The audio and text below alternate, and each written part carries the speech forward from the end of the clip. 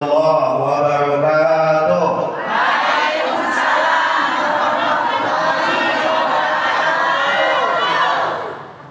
Kampak bukan sembarang kampak Pak Masro.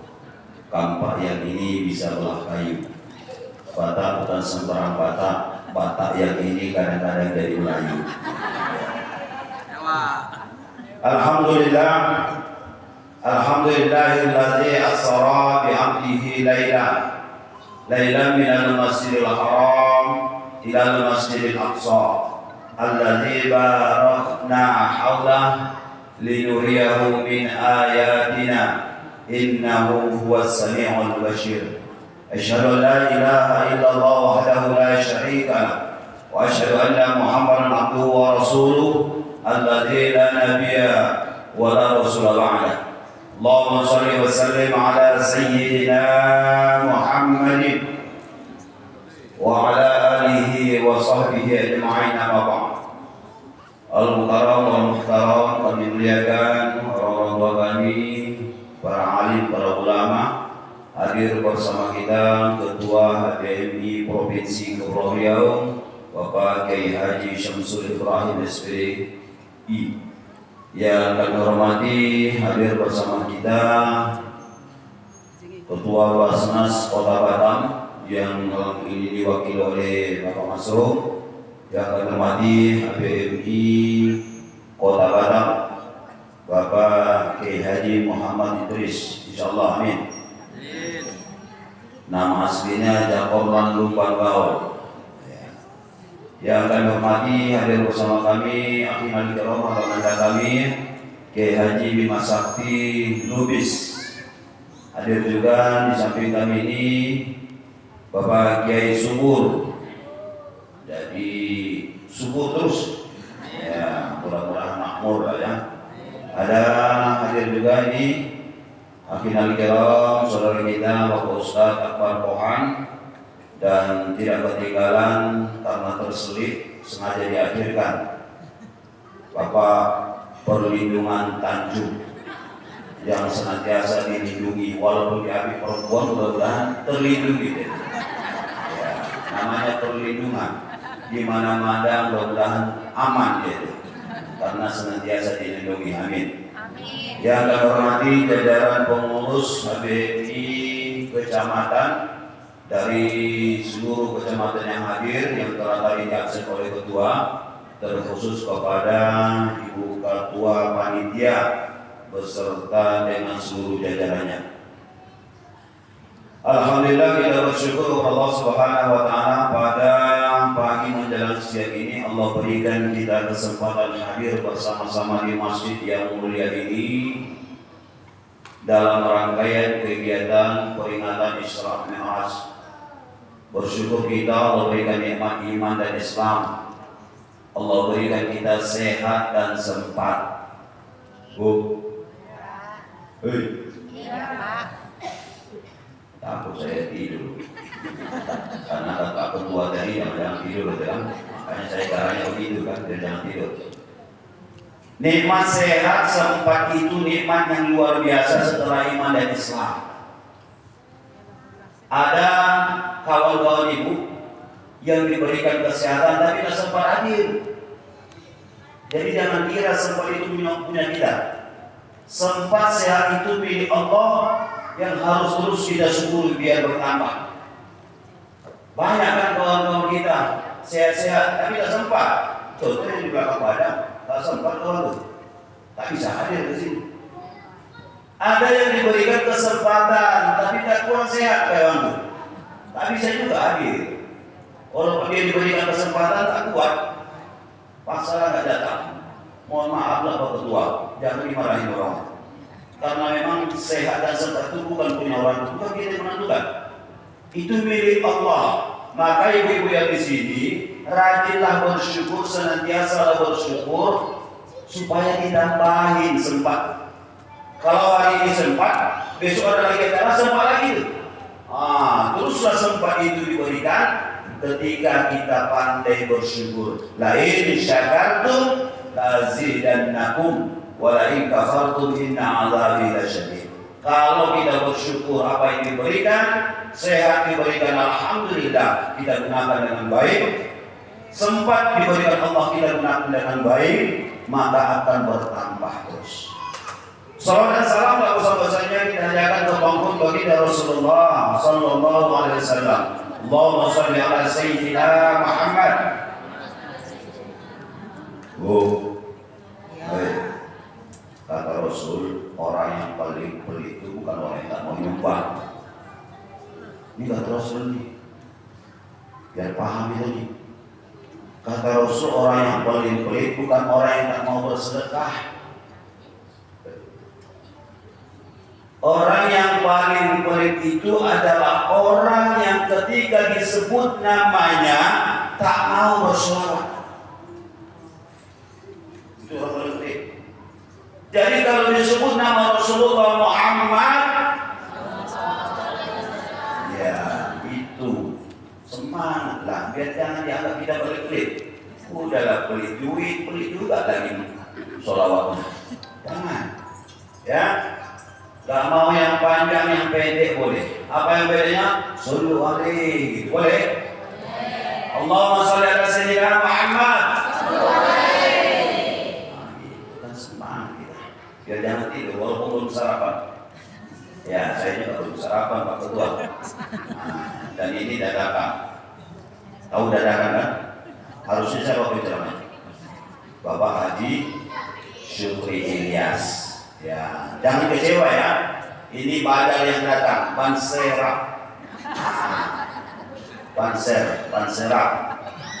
Ya, untung di telepon posisinya belum kemana-mana. Tadi pagi subuh di telepon, subuh di telepon. Nasib baik. Jadi hari ini bertambah ajar saya. Padahal saya kalau ceramah itu maksimal tiga waktu. Ini yang keempat jadinya. Karena hari ini bertambah ini, habis zuhur nanti ada titipan, habis asar di Sagulung, habis isya kembali lagi ke 14 hari Sekupang. Bertambah ini, harusnya 3 aja yang saya terima itu. Ini 4. Itu karena Pak Fitri, Bu Fitri ini dekat sama saya. Kalau Pak Jakorlan atau Pak Muhammad Idris Nelpon belum tentu saya mau. Iya, serius. Karena Bu Fitri ini orang kampung sebelah saya. Rumahnya itu kan buat tetangga. Tak enak nolaknya, itu masalahnya. Oke, jadi jangan kecewa ya. Yang datang ini jadinya bukan Pak Syukri, tapi kita maklumi beliau Kabak Kesra. Kabak Kesra itu acaranya luar biasa. Gak bisa, kadang-kadang dipastikan gak bisa. Karena kalau perintah Pak Wali berangkat, gak bisa ngapa-ngapain. Saya, jabatan saya Pak Subak TU. Tapi masih bisa kalau kata Pak Kepala berangkat, bisa saya nolak, jangan. Gitu. Masih bisa, ya masih bisa. Karena memang kalau tidak darurat. Oke, kita lanjut. Kita belajar ya. Ini informasinya mualaf semua ya. Betul tak tuh? Betul. Hampir rata-rata nengoknya wajah-wajah Medan semua. Iya. Itulah kata Pak Samsul tadi, ada yang malah tua yang wajah Polres kok tak diajak gitu. Ya, ini wajah Medan semua. Tak ada satu pun saya tengok wajah Polres. Ada? Oh, kalau ada pas itu nanti diajak ke Bambar, ada itu yang Polres untuk ke Bambar. Ya, baik. Kita bicara Isra Mi'raj. Tadi sudah dibacakan ayatnya. Bismillahirrahmanirrahim. Subhanalladzi asra. Tadi Pak Ali Samsul sudah bahas panjang ini. Subhanalladzi asra bi 'abdihi laila, maha suci Allah. Asra di situ artinya memperjalankan. Yang lagi, asra itu artinya memperjalankan. Kalau ada tuh bahasa Indonesia sini perhatikan, ada kata-kata memperjalankan. Berarti ada yang diperjalankan. Gitu? Ini muji keimanan kita kata Pak Samsul tadi. Jadi kita harus bahasakan kata-katanya itu, kosakatanya kita maklumi, kita pahami. Subhanalladzi asra. Asra itu memperjalankan. Kalau memperjalankan Berarti ada yang diperjalankan. Yang memperjalankan itu adalah Allah, yang diperjalankan adalah hamba-Nya Muhammad sallallahu alaihi wasallam. Oke? Nah sekarang kita bukan Asra, tapi Isra. Apa itu Isra? Ada yang tahu? Kalau ada yang tahu, bapaknya hubungi gula saya. Serius? Apa? Perjalanan malam. Ya kita baru bahas Isra ya. Kita bukan Isra Mi'raj. Isra. Isra ya. Apa arti kata Isra? Memperingati tidak. Asra memperjalankan. Ya kita ini peringatan Isra. Kalau ada yang memperjalankan berarti ada yang diperjalankan. Yang diperjalankan itu adalah Muhammad. Kita memperingati peristiwa Isra. Apa itu? Salah. Yang benar Isra itu artinya jalan-jalan. Oke? Ini kosakata. Jalan-jalan. Jadi kalau Isra itu jalan-jalan. Ibu tadi jalan dari rumah sampai ke masjid ini. Ibu semua kita yang tadi jalan dari rumah menuju masjid ini, kita sudah melaksanakan jalan-jalan. Karena kita ada jalan ini. Dari rumah sampai ke sini kita sudah Isra. Lah terus Mi'raj. Apa artinya Mi'raj? Mi'raj apa artinya? Masa saya tahu diperingati tak paham juga. Apa itu? Peristiwa apa lagi? Gak ada tahu. Mi'raj itu artinya naik. Dah catat itu ya. Ya ini pembinaan kata ketua Basnas ini pembinaan. Jadi ada yang dapat bawa pulang. Kami lagi. Isra tadi jalan-jalan. Mi'raj itu naik. Kita tadi naik tangga. Itu Mi'raj itu. Naik gunung. Mi'raj juga itu. Asalkan naik itu namanya Mi'raj. Ini kosakata, kata dasar. Tapi itukah makna sebenarnya Isra Mi'raj? Tidak. Oke? Jangan kita nanti anggap bahwa kita naik tadi itu naik tangga dan Mi'raj lagi dan tidak. Itu yang akan kita bahas. Oke? Cuman paham dulu kata-katanya. Isra itu jalan-jalan, Mi'raj itu adalah naik. Naik kemana itu yang akan kita bahas. Baik. Subhanalladzi asra bi'abdihi laila. Maha suci Allah yang telah memperjalankan bi'abdihi hambanya pada suatu malam. Itu jelas itu. Jangan bilang jalan-jalan itu siang malam katanya. Ternyata malam hari. Dari mana? Minal Masjidil Haram yang ada di Mekah ilal Masjidil Aqsa yang ada di Palestina. Jadi Rasul itu jalan-jalan dari Masjidil Haram Mekah menuju ke Masjidil Aqsa yang di Palestina. Rasul diajak jalan-jalan oleh mereka dari Makkah orang berangkat menuju ke Palestina. Saya kemarin baru seminggu yang lalu, saya jalan dari Batam ke Medan. Jalan itu dari Minal Masjidil Habib di Batam ilal Masjidil Raya Medan. Oh itu. Oke, itulah Isra'nya. Terus Mi'rajnya mana? Tak ada di situ. Allazi barakna Allah linuriyahu min ayatina innahu samiul basir. Ya, kata-kata Mi'raj tidak ada di ayat itu. Yang ada di surah yang lain yang menyebutkan terkait dengan Sidratul Muntaha. Maka Mi'rajnya Rasulullah SAW, naiknya Rasulullah ke langit 1, 2, 3, 7 sampai ke Sidratul Muntaha menghadap kepada Allah Subhanahu wa taala. Berarti peristiwa Isra Mi'raj artinya adalah perjalanan jalan-jalannya Rasul dari Makkah ke Palestina, terus Mi'raj setelah dia menghadap kepada Allah Subhanahu wa taala. Oke. Dah. Kullu syai' sababun. Setiap sesuatu itu pasti ada sebabnya. Kenapa tiba-tiba saya ada di sini? Sebabnya karena ditelepon Ibu Fitri tadi pagi. Pasti ada sebabnya itu. Kenapa ibu bisa sampai ke sini? Karena sebabnya memang disuruh oleh ketua hadirin di Kota Batam. Suruh hadir. Itulah sebabnya. Si Fulan meninggal, kenapa dia meninggal? Sebabnya karena tabrakan. Si Fulan meninggal kenapa? Karena penyakit liver. Pak Ustaz, di tempat saya ada yang meninggal ada sebab. Tak mungkin. Iya Pak Ustaz. Dia tiba-tiba aja mati aja kawan. Kok bisa tiba-tiba? Iya, cek ke dokter.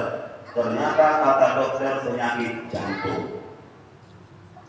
Oke, monggo. Lanjut. Ya, yang penting dari saya ini selesai. Lanjutkan. Ya, ini kami selesaikan ini. Ya, monggo. Oke. Kullu syai' sababun, setiap sesuatu itu pasti ada sebabnya. Maka peristiwa Isra Mi'raj ini tidak ujuk-ujuk. Tiba-tiba jalan-jalan. Tidak. Ada peristiwa sebelum ini yang terjadi pada Rasulullah. Kejadian apa yang menimpa Rasul sehingga dia diajak jalan-jalan? Karena memang dia baru saja tertimpa musibah. Rasul tertimpa musibah. Musibah apa? Pamannya meninggal. Tahu pamannya siapa? Siapa? Pamannya. Tulangnya apa bahasa Medan? Tulangnya jadi tulangnya. Abu Thalib. Ya, tulang baru paham ya. Paman tak paham. Mengasih orang Medan namanya. Oke. Meninggal tulangnya, pamannya Abu Thalib meninggal. Tahu nggak bahwa pamannya Abu Thalib itu seorang tokoh besar di kalangan Quraisy yang sangat disegani dan ditakuti. Rasul kan lagi berjuang nih, lagi dakwah, mendakwahkan Islam di sekeliling kafir Quraisy. Banyak cobaan, banyak musuh, banyak. Tapi selagi masih ada tulangnya yang membackup, takut orang semua. Tiba-tiba meninggal ini pamannya. Tak lama setelah meninggal pamannya kan sedih lah. Orang tulang kita meninggal. Meninggal ini tak lama kemudian meninggal lagi lah istri tercintanya. Siapa istrinya? Siti Khadijah. Meninggallah Siti Khadijah. Siapa yang tak sedih coba ya?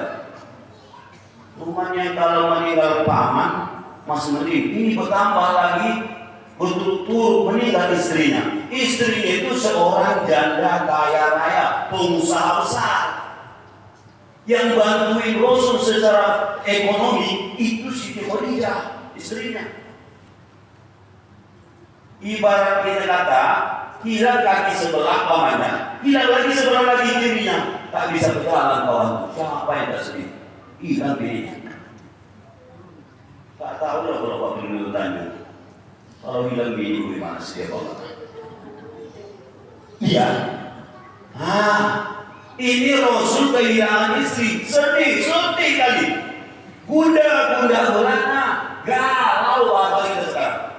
Stres.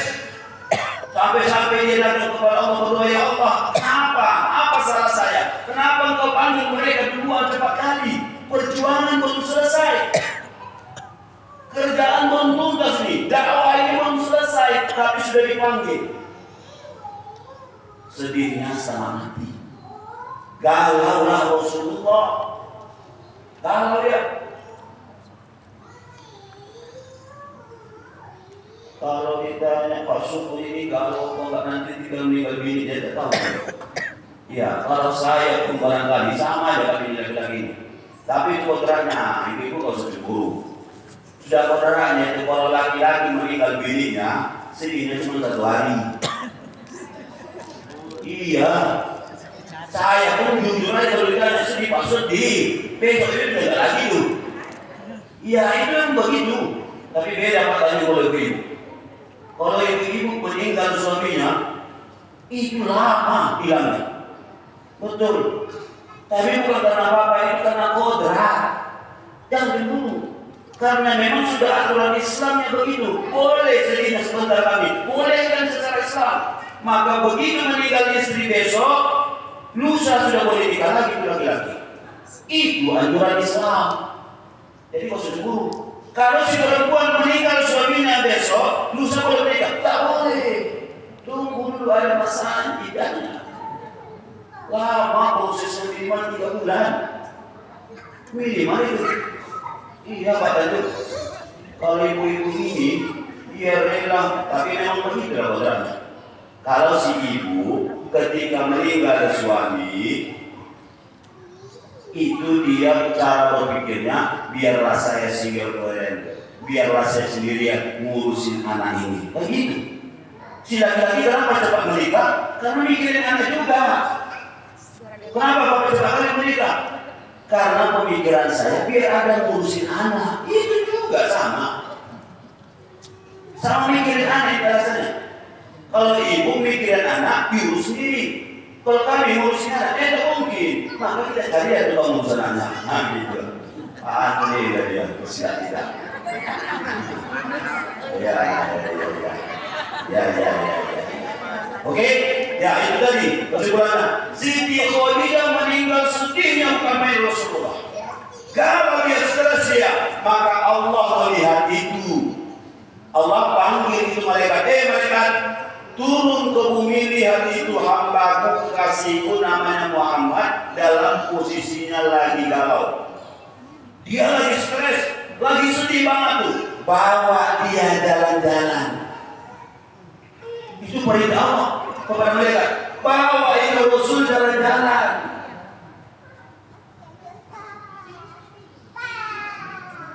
Ternyata, Bu, obat galau, obat stres itu jalan-jalan. Represi, jangan dilupa ada Bu. Represi masih sekali ke Batam Center ini. Ini bagian dari represi kita jalan-jalan. Dari galau mana dari galau? Mana? Oh iya, dari galau Bu. Jarang-jarang lagi ke Batam Center ini. Ini represinya, lumayan lah ya. Iya lumayan. Itu sudah kodratnya begitu, sudah hukum sunnahnya. Kalau ibu punya masalah rumah tangga, ada stres persoalan keluarga dan segala macamnya itu, pusing kepala itu, sedih banget, ketimpa musibah, pergilah jalan-jalan. Itu obatnya. Iya obatnya, itu obatnya depresi. Itu yang diajarkan di sini. Cuma jangan sampai di situ. Ingat selanjutnya, diajak Rasulullah jalan-jalan oleh malaikat. Itu kemana jalan-jalannya? Minal masjidil haram ilal masjidil. Jalan-jalannya jangan ke Pantai Melayu Pak Tanjung. Bu, jalan-jalannya bukan ke Nagoya. Jalan-jalannya bukan ke Mega Mall. Jalan-jalannya kemana? Ke Mas? Apa itu? Jangan salah tadi. Oh, sama aja jalan-jalan. Jalan-jalannya kemana? Ke masjid. Rasul menunjukkan kepada kita bahwa obat stres, obat persoalan, galau kita segala macam di rumah, pusing kepala, tertimpa musibah kita, jalanlah ke masjid. Itu yang diajarkan. Setelah jalan ke masjid apa? Mi'raj, menghadaplah kepada Allah.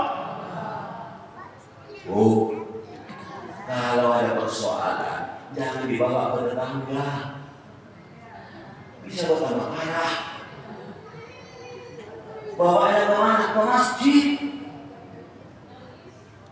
Dia nangislah di masjid. Mengadulah kepada Allah, menghadapkan kepada Allah. Karena obatnya, solusi yang terbaik adalah menghadap kepada Allah. Di mana itu? Datang ke masjid. Datang ke masjid, sholatlah di masjid, menangislah di masjid. Insya Allah persoalan akan selesai. Nggak perlu Seyogianya kalau sudah datang ke masjid, nggak perlu datang ke pasar suruh BP4. Konseling, tak perlu lagi konseling, karena konseling kita yang sebenarnya adalah kepada Allah Subhanahu Wa Taala. Ya Allah, saya tak tahu kenapa lah suami saya asal nelpon suami saya keluar rumah, asal nelpon keluar rumah, jangan. Ya, adukan aja kepada Allah. Ibu nama sama suami, ibu ngapain? Jadi persoalan itu. Karena Allah yang maha membolak-balikkan hati orang. Bisa nggak istri saya jaga saya? Nggak bisa. Nggak bisa istri saya kontrol saya, nggak bisa. Saya lebih paham info daripada istri saya. Mau dicek dia sedang mati pun nggak bakal bisa. Maka yang mengontrol itu adalah Allah. Maka lapor kepada Allah, ya Allah, saya tak tahu apa yang terjadi pada suami saya, ya Allah. Dia pergi pagi, pulang sudah sore, tak tahu apa yang dikerjakannya di sana. Tunjuki dia, ya Allah. Berikan dia hidayah, ya Allah, supaya tak melenceng suami saya, ya Allah. Lapor kepada Allah. Jangan lapor ke tetangga. Laporlah ke ketua HWI kecamatan. Kata ketua HWI kecamatan itu lah, dari dulu saya larang kamu supaya jangan nikah, dia dari kacau. Tambah parah. Iya, nanti lapor ke ketua HWI kecamatan. Ketua HWI kecamatan, sudah saya larang dulu jangan nikah sama dia. Mereka juga sama dia, tak tahu lah. Itu kalau dilapor ke tetangga, kalau dilapor kepada kawan.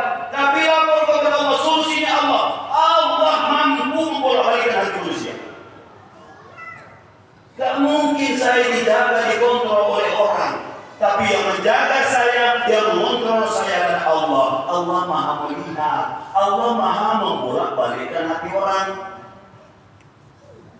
Ya muqallibal qulub, tsabbit qulubana. Kan itu doanya. Ya Allah yang membolak-balikkan hati, luruskan hati suami saya, tunjuki dia. Kalau udah belok sedikit, luruskan lagi. Gitu kan? Itulah solusi ketika ada persoalan. Oke? Baru sampai di situ. Tapi ada berapa ini? Ini jadi 10 lagi. Jam 11. Berapa? Hah? Jam 11 ya. Lah nanti kadang-kadang tak terkontrol bisa sampai pagi. Pagi lagi.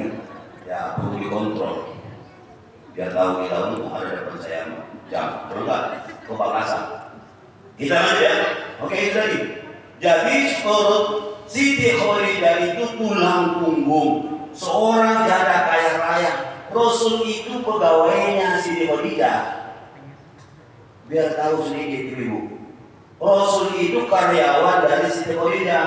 Siti Khadiijah itu pengusaha. Karyawannya salah satunya adalah Muhammad. Muhammad, bawa ini dagangan. Dagangan dia akan sampai ke Syria, negeri Syam. Berdagang Rasulullah ini, jualan Rasulullah. Setelah pada saat itu diperhatikan oleh Siti Khadiijah. Kayaknya kawan ini jujur orangnya. Jualan habis terus dan dia jujur. Berapa laku dikasih tahunya. Dan begitulah Rasulullah SAW. Jujurnya, terkenalnya. Siti Khadiijah tertarik karena kejujuran dari Rasulullah itu. Akhirnya orang menikah. Tapi bukan Rasul itu menikahi gara-gara Siti Khadiijah itu adalah janda kaya. Bukan karena kayanya menikahinya, karena Siti Khadiijah juga orang yang dermawan, orang baik, orang yang soleha. Jadi karena itu ibu-ibu mau jadi seperti Siti Khadiijah? Mau nggak seperti Siti Khadiijah? Kalau mau buka sejarahnya. Tapi saya tidak berarti tak kuat ibu. Tak kuat. Siti Khadiijah itu luar biasa baiknya. Pernah suatu ketika, ini satu aja contoh. Pernah suatu ketika Rasulullah pulang berjuang, pulang berdakwah, capek dia, capek. Begitu capek, pulang ke rumah, sampai di rumah dia tertidur di paha istrinya. Rasul pulang ke rumah dalam posisi capek, tertidur di paha istrinya. Di paha istrinya Pak Idris, bukan istri orang. Ya ini kadang-kadang salah paham. Sejak istrinya dia tertidur di pangkuan istrinya itu. Apa yang dilakukan Siti Khadijah? Yang dilakukan Siti Khadijah begitu tidur di pangkuannya, dibelai-belai kepalanya. Dibelai. Tujuannya apa? Supaya tambah nyenyak. Ditengoknya lah istri suaminya itu. Capeknya suami saya. Kemana dia? Ya Allah. Tak bergerak sedikit pun Siti Khadijah. Tak mau dia bergerak. Karena dia takut nanti kalau bergerak nanti terbangun. Dia menakali tidurnya. Coba boleh. Suaminya capek pulang kerja, datang tiba-tiba tidur di pangkuan itu. Apa yang dia lakukan? Anaknya, kata dia, macam tak ada baca, kata dia. Iya, bukan dibaca, saya juga gitu. Saya belum capek ke rumah, saya coba kayak gitu istri saya. Langsung didorong dia kepada saya. Itu bandel dia. Iya. Istri saya orang Palembang, sama juga kasar. Mendorong aja kepada saya itu. Iya. Siti Khadijah tidak, Bu. Jadi nggak kuat itu kayaknya, begini. Apalagi sudah tua. Allah aja. Siti Khadijah dibiarkannya tertidur, suaminya di pahanya, bahkan di belainya, supaya tak menyenyak. Dan dia melihat begitu capeknya suaminya, nampak dari raut wajah. Jadi Bang Tanjung, kita semua bapak ini, kalau mau ada rasa dari hati, lihatlah istri kita ketika tidur pulas istri itu. Perhatikan wajahnya, lain rasanya. Iya betul. Ibu-ibu juga biar datang rasa sayang apa segala macam itu, lihatlah posisi suami pada saat tidur. Kita ini kadang-kadang nggak saling melihat, orang sama-sama tidur gitu. Jadi nggak ada yang melihat. Coba ibu-ibu lihat suami, capeknya dia kerja, nampak dari wajah capeknya, datang rasa sayang. Itu yang dilakukan oleh istri dia di dewan, ya Allah, capek kali udah suami saya. Saya sudah pernah praktek gitu. Saya kalau belum ceramah malam sampai jam 11 di rumah karena tidur istri saya. Saya coba perhatikan istri saya lagi tidur nyenyak. Katanya, netes dari ini. Rupanya begitulah istri saya. Baru tahu saya. Rupanya istri saya itu ngorok. Tapi capeknya itu. Orang biasanya kalau capek itu ngorok enak. Iya. Ngorok itu bukan karena sesuatu, tidak. Karena memang kalau kecapean, ngorok dia enak. Saya tadi selesai, ternyata kamu ngorok tidur. Abang juga gitu katanya. Iya, rupanya dia juga perhatikan saya. Bila perlu saya rekam besok katanya.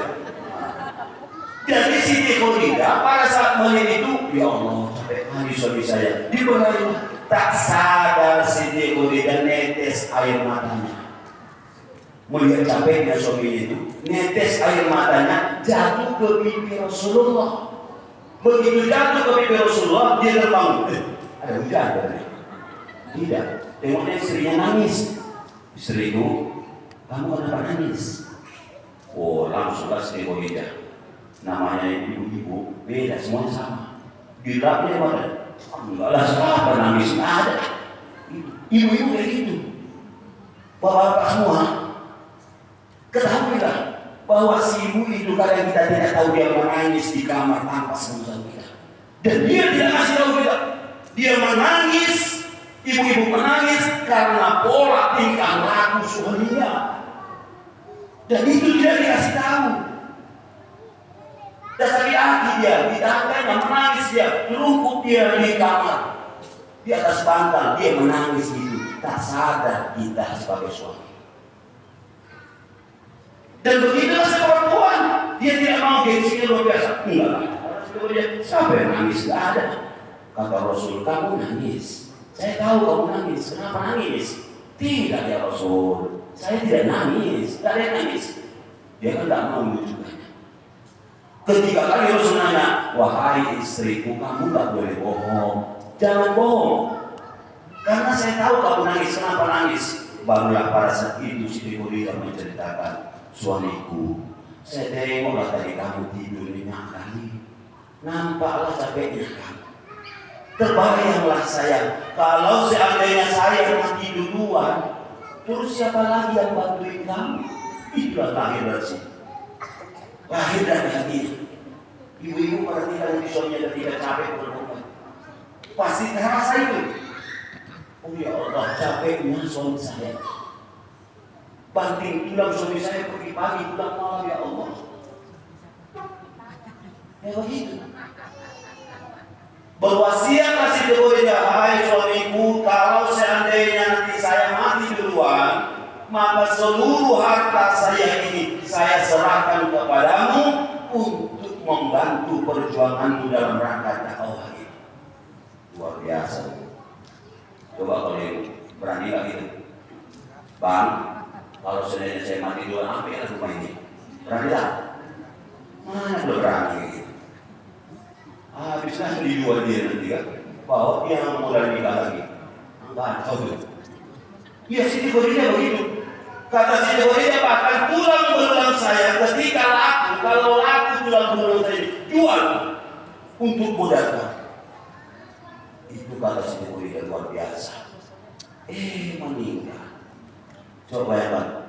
Tak berapa lama setelah itu, itulah terakhirnya dia berwasiat, dan tak berapa lama kemudian Siti Khadijah meninggal dunia. Siapa yang tidak sedih? Sedih sama mati. Pada saat dia sedih itulah dibawa oleh malaikat Jibril, jalanlah dia sampailah ke Palestina di Masjidil Aqsa. Di sanalah dia sholat 2 rakaat. Masuk ke masjid dia sholat 2 rakaat. Ya Allah, kenapa saya? Kenapa engkau panggil mereka duluan? Apa salah saya? Baru dibawa dia. Dibawa dia jalan lagi. Langit segala macam dibawa lagi. Dibawa jalan, baru diperlihatkan Allah. Ada yang dilihat wanita cantik, ada yang dilihat banyak. Kalau kita ceritakan apa yang dilihat Rasul itu tak selesai sampai malam. Banyak yang dilihat, diperlihatkan oleh Rasulullah, diperlihatkan oleh mereka kepada Rasulullah untuk menenangkan hatinya. Ditanyalah Rasul, itu siapa? Oh, ini gambaran orang begini. Oh, ini gambaran begini. Dilihat oleh Rasul. Kita kan kalau jalan-jalan pengen dia. Rasul juga begitu, jalan-jalan dia pengen tahu itu siapa, itu siapa, itu siapa. Dia nanya kepada malaikat. Kata malaikat, itu gambaran dunia. Itu gambaran akhirat, itu gambaran segala macam. Dilihat. Terakhir baru nyampe dan dia ke Sidratul Muntaha. Pada saat mau masuk pintu Sidratul Muntaha, malaikat Jibril tak boleh ikut lagi. Kenapa? Karena ini khusus VVIP, menghadap kepada Allah hanya dengan Rasul stop. Dia sendirian saja. Apa yang dibawa perintahnya dari Allah Subhanahu wa taala? Perintah yang dibawa itu sholat 50 kali sehari semalam. Itu yang pertama. Kata Allah, wajib bagimu dan umatmu sholat 50 kali sehari semalam. Pada saat itu Rasul siap laksanakan. Turun dia.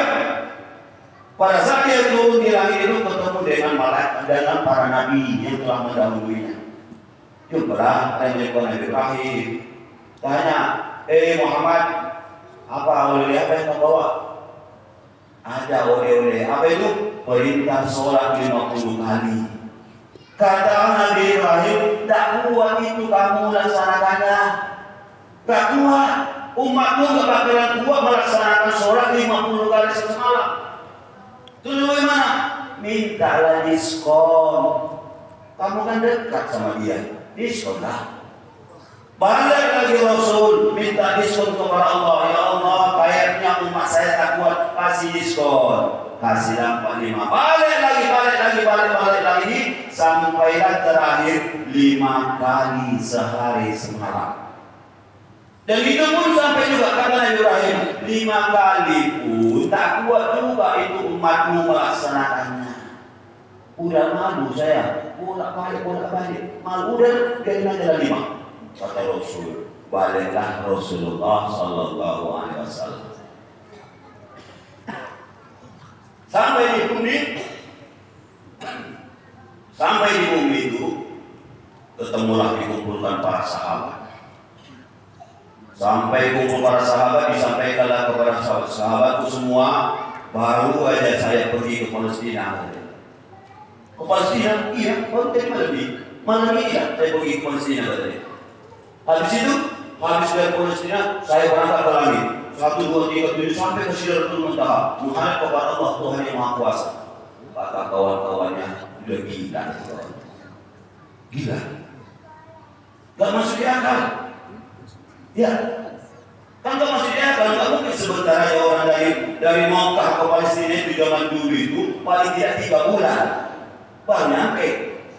3 bulan baru nyampe dari Makkah ke Palestina. Lah ini ngasih tahu baru aja kan. Kan gak masuk di akal. Tak mungkin. Cuma satulah sahabat Rasul yang mengakui, yakni Abu Bakar. Kata Abu Bakar, saya percaya apa yang disampaikan oleh Muhammad SAW. Itu makanya Abu Bakar itu dikenal dengan gelar As-Siddiq, yang paling pertama membenarkan Rasul. Bu, kalau ditanya orang, ini logikanya begini. Betul tak itu Profesor Semar? Kajian ilmiahnya nanti Pak Samsu tadi sudah sampaikan. Nah, kajian ilmiahnya sampaikan. Tapi kalau yang mesti akal begini ceritanya. Saya tadi dari rumah saya nggak berapa jauh, Taman Raya sana, dekat bandara. Saya dari rumah sampai tadi ke Masjid Habibie. Ternyata pada saat saya ngambil baju ini tadi, ada semut di kantong saya ini. Terbawa semutnya yang di tempat saya tadi. Terbawa nih. Nah, ini baru keluar dia. Dia keluar yang naik ibu. Iya, semutnya tadi. Habis itu nanti saya pulang ke rumah. Sampai saya di rumah, keluar dia semut itu. Dikumpulkannya para semut-semut yang ada di rumah saya. Hei, semut-semut sini semua. Ya kenapa? Saya baru aja pulang dari Masjid Habibie. Apa kata semut-semut yang lain? Lu gak masuk di akal. Gila kau deh. Itu gambarannya. Karena Rasul bukan jalan sendiri. Dia diperjalankan. Maksud dia akal. Kalau dia jalan sendiri mungkin tak bisa.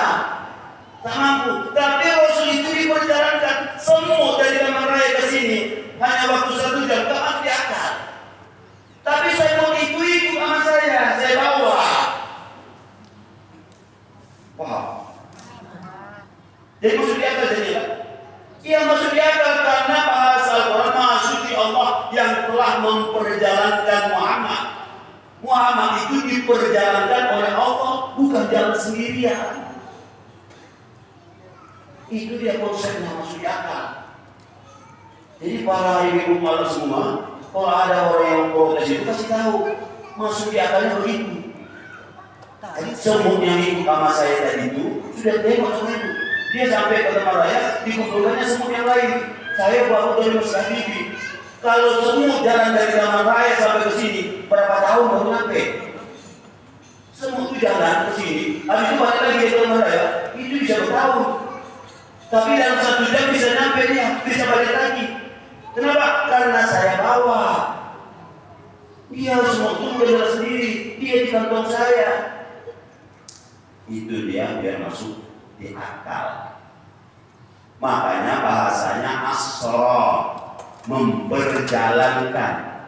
Siapa yang diperjalankan? Muhammad. Yang memperjalankan Allah. Kejadiannya bagaimana? Kejadiannya jalan-jalan, itulah Isra. Oke?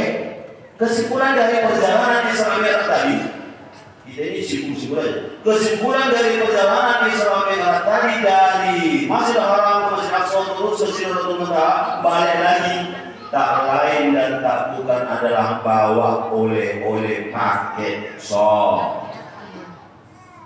Paket sholat ini bukan paket kurir. Puasa paketnya pakai perantara, ada kurir yang bawa. Zakat ada pakai perantara, ada kurirnya yang bawa. Naik haji ada pakai kurir yang bawa. Tapi sholat karena luar biasa ini sholat ibu, tak boleh pakai kurir, harus langsung dijemput. harus langsung orangnya yang ambil. Makanya Rasul berangkatlah mengambil perintah sholat ini, karena sholat ini sangat-sangat penting. Ya Bu, sholat yang main-main. Kata Rasul, as-sholatu imaduddin, faman aqamaha faqad aqamaddin. Sholat itu tiangnya agama Islam. Bu, ini bagus ini pelakonnya. Bagus, dindingnya bagus tak? Bagus, tapi kalau tiangnya ini keropos, hancur ini. Islam itu kalau kokoh, tiangnya kokoh semua tuh.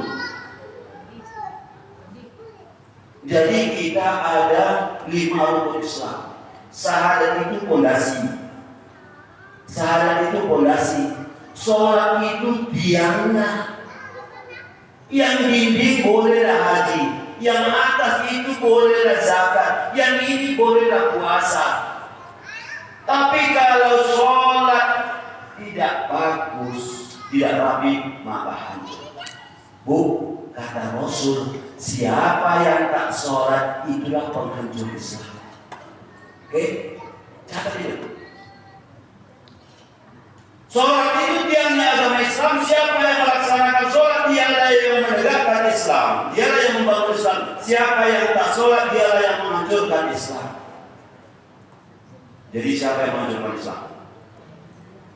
Siapa yang menghancurkan Islam? Orang Islam itu sendiri. Yang mereka tidak sholat, nggak perlu marah dengan Israel. Ngapain ini marah dengan Israel? Itu Israel itu. Tapi apa tadi? Kita ini di Batam. Iya, kalau nyampe ke Israel kali ini, jangan kita di rumah aja. Ngapain kita urus Donald Trump? Ngapain kita urus George Bush? Al-Islamu ya'anu wa la yu'ma alaih. Islam itu bakalan kokoh, kuat di atas segalanya. Dia tidak bakalan hancur oleh Israel. Dia tidak bakalan hancur oleh Amerika. Islam itu pasti akan kuat selagi orang Islam itu jangan-jangan yang menghancurkan Islam itu ada di rumah saya, ada di rumah ibu. Gak perlu dengan orang lain. Anfusakum wa ahlikum naro. Gak perlu lihat orang lain. Lihat dirimu, lihat keluargamu. Anfusakum wa ahlikum. Lihat dirimu, lihat keluargamu. Jangan-jangan di rumah saya ada penghancur Islam. Siapa? Jangan-jangan istri saya yang menghancurkan Islam. Kenapa? Karena istri saya tak sholat. Jangan-jangan yang menghancurkan Islam itu ada di rumah saya. Ternyata yang menghancurkan Islam adalah anak saya. Kenapa? Karena anak saya tak sholat. Atau jangan-jangan yang menghancurkan Islam itu adalah saya sendiri, karena saya tidak sholat. Jangan tengok tetangga, tengok dirinya sendiri, tengok keluarga. Jangan-jangan di rumah kita ada yang menghancurkan Islam. Atau jangan-jangan kita sendiri yang menghancurkan Islam karena kita tidak sholat.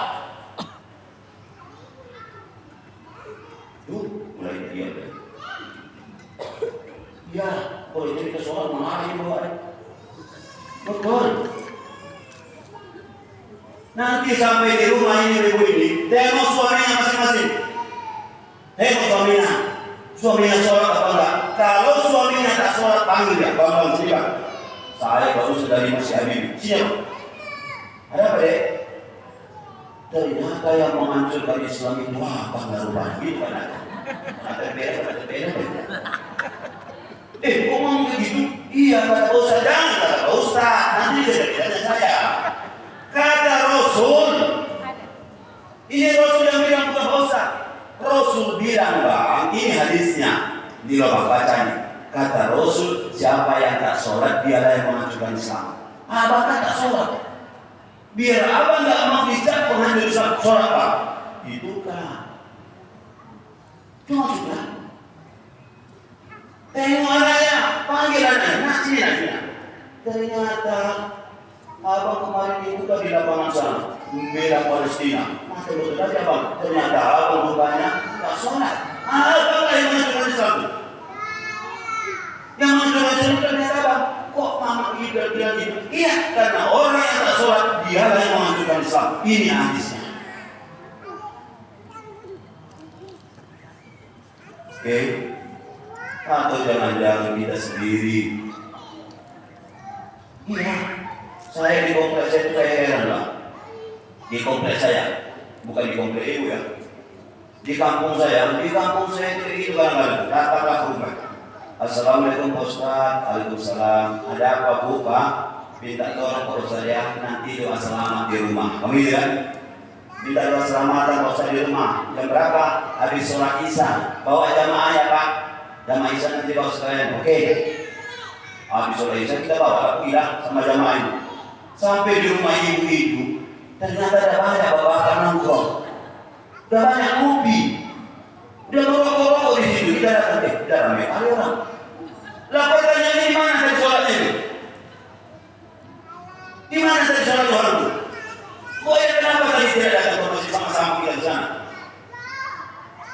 Kan itu kacaunya itu. Iya bapak-bapak ini. Kita semua bapak ini kadang-kadang janganlah, tak ada cerita. Saya Pak Ustaz tak kuat berpuasa Pak Ustaz, tak usah puasa, berdosa enggak. Kalau tak kuat berpuasa jangan berpuasa. Saya tak bisa Pak Ustaz bayar zakat, tak usah bayar zakat, tak ada masalah. Saya tak bisa Pak Ustaz naik haji, tak usah naik haji, tak ada masalah. Saya tak bisa Pak Ustaz sholat, siapa bilang tak bisa? Terkait dengan sholat tak ada kata-kata tidak bisa. Terkait dengan sholat ibu sampai ke suaminya tak ada kata-kata tidak mampu. Sholat berdiri nggak mampu Ustaz berdiri, saya tak kuat berdiri Ustaz. Sholat dulu. Saya dulu tak bisa Ustaz, hanya baring. Sholat baring. Baring Ustaz, tak bisa digerakkan lagi Ustaz. Cuma mata yang bisa bergerak. Mata saya tidak bergerak Pak Ustaz, jantung masih bergerak. Sholat pakai jantung. Jantung saya Pak Ustaz tidak bergerak. Kita sholatkan. Ya dia mati itu aja. Bu, saking pentingnya sholat sampai mati pun wajib sholat. Jangankan sekarang kita, pada saat posisi mati pun wajib sholat. Coba bayangkan. Itulah inti dari Isra Mi'raj ini. Inti dari Isra Mi'raj ini adalah sholat. Itu intinya. Kalau yang hadir di sini semua dalam keadaan nanti habis dari sini, janganlah anggap remeh persoalan sholat. Kasih tahulah suaminya bagus-bagus. Kasih tahulah bagus-bagus anaknya. Janganlah anggap remeh persoalan sholat. Naik haji boleh berulang kali, bayar zakat boleh sebanyak-banyaknya, puasa boleh sebanyak-banyaknya, puasa Senin Kamis, puasa apa saja terserah, boleh sebanyak-banyaknya. Tapi itu semua akan sia-sia ketika tidak sholat. Hilang semua itu ketika kita tidak sholat, hilang semua. Maka jangan main-main. Ini jangan-jangan tadi ada yang tak sholat subuh, tak merasa berdosa. Ya, tak sholat subuh tadi, datang dia ke masjid ini.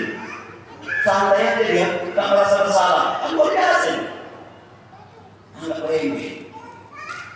Di masjid juga begitu. Bapak Ibu semua diundang untuk peringatan Isra Mi'raj sudah datang semua ramai. Mendengarkan Isra Mi'raj biar datang ramai, tapi sholat tidak. Kacau. Oke, bawaannya marah ini jadinya. Ya, tapi itulah barangkali yang dapat saya sampaikan hari ini ya. Karena kita akan lanjut dengan doa. Ya lanjut dengan doa ini. Ya kan? Ya lanjut dengan doa. Terakhir mungkin terkait dengan doa. Saya ngasih tahu doa biar diterima. Nih kuncinya. Doa itu pakai hati. Jangan pakai mulut. Mulut ini hanya alat untuk mengungkapkan isi hati. Ngerti tak? Mulut ini hanya alat untuk mengungkapkan isi hati. Maka ibu-ibu berdoa pakai hati. Artinya apa? Ibu doa sesuai dengan yang ibu pahami. Bahasa hati ibu. Jangan sok-sokan doa bahasa Arab. Soalnya dia boleh wajib bahasa Arab. Ini doa di bahasa Arab juga. Rabbana atina fid dunya hasanah wa fil akhirati hasanah wa qina adzabannar. Tahu enggak artinya? Enggak tahu kok. Ngapain dibaca? Itu namanya doa pakai mulut. Enggak bakalan itu. Doa pakai bahasa kita ya. Oh Tuhan, tadi kan. Dan gitu ada ya. Oh Tuhan. Boleh pakai bahasa hati. Boleh pakai bahasa hati. Coba ini istighfar kata Pak Kiai Subuh. Yang mana Kiai Subuh ini? Kata Pak Kiai Subuh istighfar 1000 kali. Wah, sih berarti semua. Astagfirullah. Lah ini ditanya, astagfirullah itu artinya. Dia tak tahu. 7 tangan yang tahu arti astagfirullah, saya kasih 50.000. Astagfirullah. Astagfirullah, doa pakai hati. Istighfar itu astagfirullah itu pakai hati. Astagfirullah, astagfirullah, astagfirullah. Apa artinya? Satu tidak. Mohon ampun salah. Saya Pak. Minta ampun kepada Allah masa. Apa? Saya minta ampun ya Allah akan berdosa saya. Banyak kali, banyak kali. Ibu. Ini nggak dosa saya. Ya itu dia begitu. Nanti apa yang boleh belajar? Ya itu kan menunjukkan bahwa dia semua tidak tahu astagfirullah. Ngapain dibaca? Kalau tak tahu dari hati. Astagfirullah, doa pakai hati. Saya minta maaf kepada ibu. Ingat kata saya minta maaf kepada ibu. Terus yang kedua, maafkan saya ibu. Yang mana yang masuk? Saya minta maaf. Maafkan saya ibu, itu yang kena dari hati.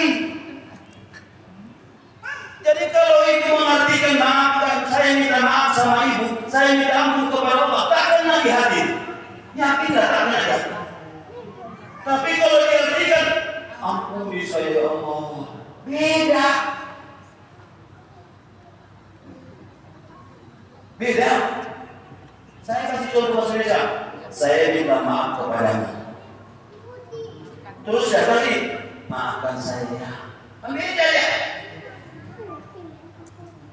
Yang dari hati pasti yang tadi maafkan saya itu tulus itu dari hati.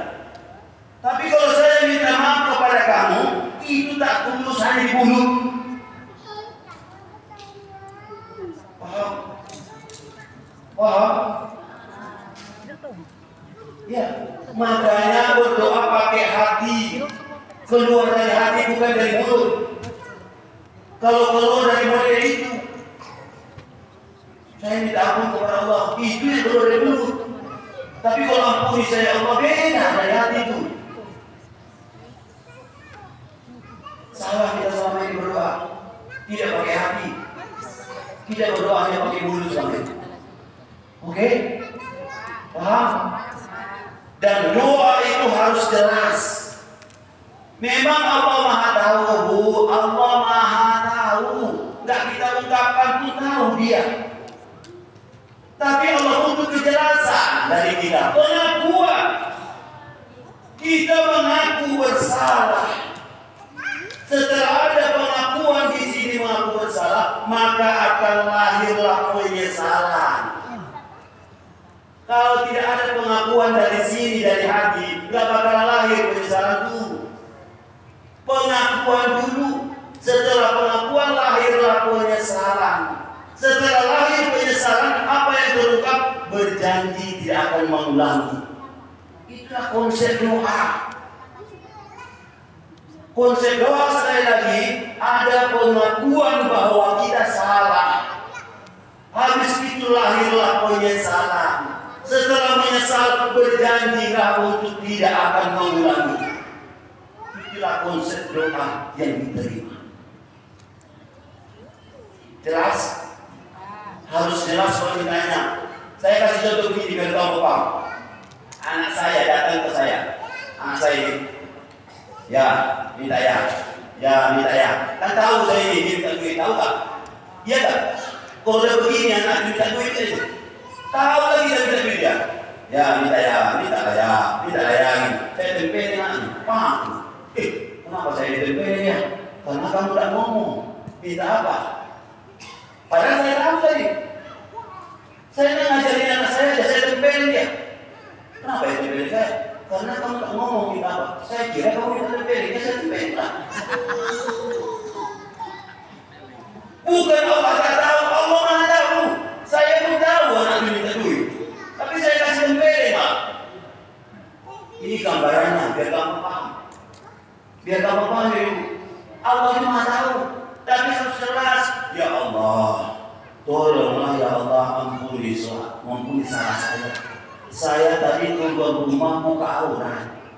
Oh, tahu masalah rumah itu. Itu kan ada pengakuan dari kita. Saya salah ya Allah, saya tadi keluar rumah muka aurat, tolong ampuni saya. Oh, kalau gitu boleh, saya ampuni.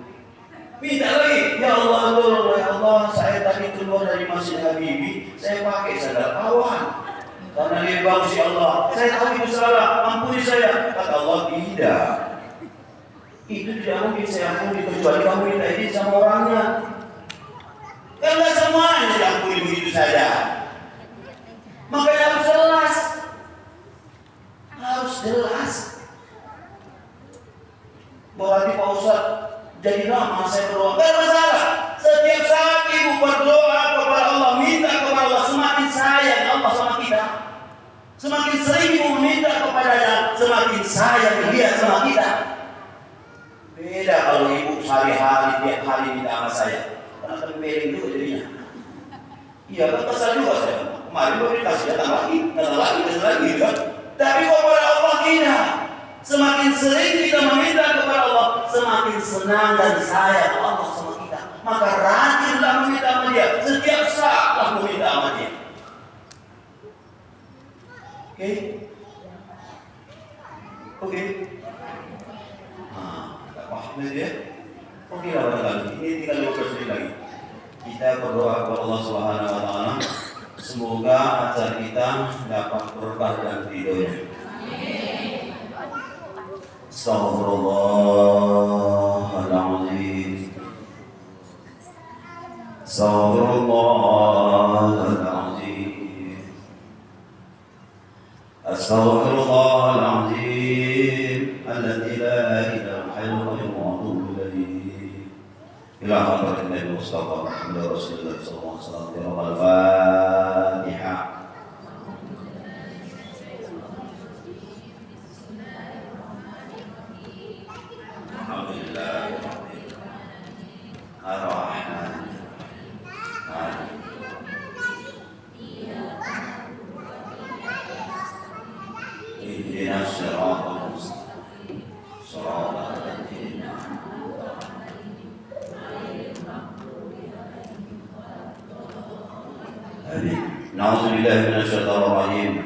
Bismillahirrahmanirrahim. Alhamdulillah rabbil alamin. Wassalatu wassalamu ala asyrafil anbiya'i wal mursalin wa ala alihi wa sahbihi ajma'in.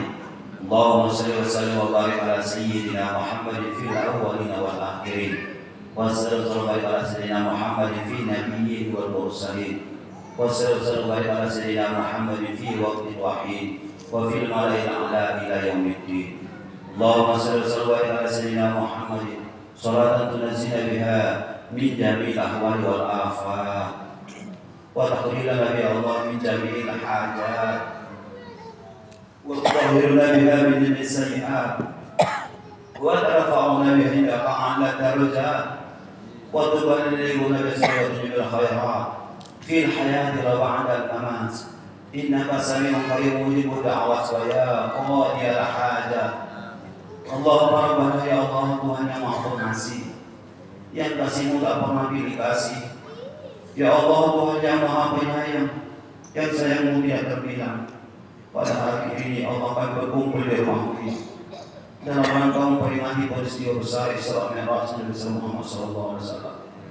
Jadi kalau pertemuan kami ini pertemuan yang senantiasa mendapatkan rahmat dan berkah darimu ya Allah. Allahumma rabbana ya Allah, Tuhan yang maha kuasa, kami tahu dan kami sadar sepenuhnya ya Allah bahwa tanpa kuasa dan iradahmu kami tidak akan mampu berbuat apapun ya Allah. Berikan kami hidayah ya Allah, berikan kami kekuatan ya Allah, sehingga kami mampu melaksanakan perintah, mampu juga menjauhi seluruh larangan. Allahumma rabbana ya Ghafur, ya Ghafur, ya Ghafur, Allah yang maha pengampun, ampunilah dosa dan kesalahan kami, ampunilah dosa dan kesalahan orang tua kami, ampunilah dosa dan kesalahan para pendahulu kami muslimin dan muslimat ya Allah. Ya Allah, lembutkanlah hati kami yang keras ini ya Allah, lembutkanlah hati kami yang keras ini ya Allah. Keras hati kami ya Allah, tidak bisa kami menangis ya Allah karena terlalu banyak dosa yang kami perbuat ya Allah, terlalu banyak kemaksiatan yang kami kerjakan ya Allah, yang sengaja Kau tutupi ya Allah di depan orang ya Allah. Jangan buka aib kami ya Allah, jangan buka aib kami ya Allah. Terlalu banyak dosa yang kami perbuat ya Allah, sehingga keras hati kami untuk menangis di hadapan-Mu ya Allah. Tak bisa kami menangis karena besarnya dosa kami ya Allah, terlalu banyak ya Allah, sehingga membuat hati kami keras. Lembutkan hati kami ya Allah, lembutkan hati kami ya Allah, sehingga kami mampu menangis di hadapan-Mu ya Allah. Allahumma arinal haqqa haqqa warzuqna ittiba'ah, wa arinal batila batila warzuqna ijtinabah. Ya Allah, tunjukilah kepada kami yang benar itu memang benar adanya, berikan kami kekuatan untuk mampu melaksanakannya. Tunjuki pula kepada kami yang salah itu memang benar salah, berikan juga kami kekuatan untuk mampu menghindarinya ya Allah. Rabbana hab lana min azwajina wa dhurriyyatina qurrata a'yun waj'alna lil muttaqina imama. Ya Allah, jadikanlah keturunan-keturunan kami anak yang soleh dan soleha ya Allah. Jadikanlah anak kami anak yang soleh dan soleha, yang sujud di padang mata ya Allah. Jadikanlah kami ya Allah menjadi orang-orang yang bertakwa ya Allah. Rabbana zalamna anfusana wa in lam taghfir lana wa tarhamna lanakunanna minal khasirin.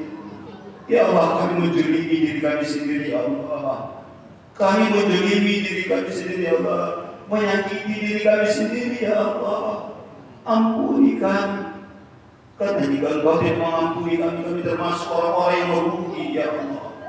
Rabbana taqabbal du'ana ya Allah, innaka antas samiul alim, wa tub 'alaina ya Rahman, innaka antat tawwabur rahim. Ya Allah, terimalah doa dan pinta kami, karena sesungguhnya Engkau Maha mendengar, karena sesungguhnya Engkau Maha mengabulkan doa. Terimalah taubat kami ya Allah, karena sesungguhnya Engkau Maha Rahman, Maha Rahim, kasih sayang-Mu sangat luar biasa ya Allah. Rabbana atina fid dunya hasanah wa fil akhirati hasanah wa qina adzabannar wa qina adzabal qubur wa qina adzabal mahsyar ya aziz ya ghaffar ya rabbal alamin. Sallallahu alaihi wasallam Muhammadin nabiyil ummi wa ala alihi wa sahbihi ajma'in. Subhana rabbika rabbil izzati amma yasifun wa salamun alal mursalin walhamdulillahi rabbil alamin. Taqabbalallahu minkum. Demikian Bapak Ibu yang dapat kami sampaikan, yang benar datang dari Allah Subhanahu wa